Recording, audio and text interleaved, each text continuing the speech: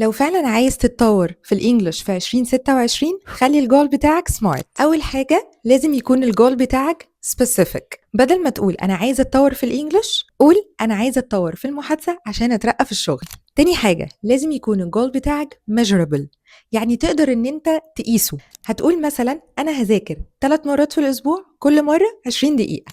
تالت حاجه لازم يكون achievable، بمعنى ان انت تقدر تحققه. اختار هدف محدد، بمعنى انك محتاج تختار حاجة تقدر ان انت تحققها فعلا. ما تحطش هدف كبير قوي على نفسك، يعني ما تقولش انا عايز ابقى fluent وخلاص في الانجليش. رابع حاجة لازم يكون relevant، بمعنى لازم يكون ليه علاقة باللي انت عايز توصل له. يعني انت لو بتعمل ده عشان خاطر الشغل يبقى لازم تكون مركز على الايميلز او البرزنتيشن سكيلز بتاعتك. اخر حاجه اللي هي تايم باوند، بمعنى لازم يكون محدد بوقت. هتقول مثلا انا هوصل لبي 1 في خلال 6 شهور، يعني ما تنساش تحط لنفسك ديدلاين. وبس كده، وما تنساش تعمل فولو، وكل سنه وانتوا طيبين.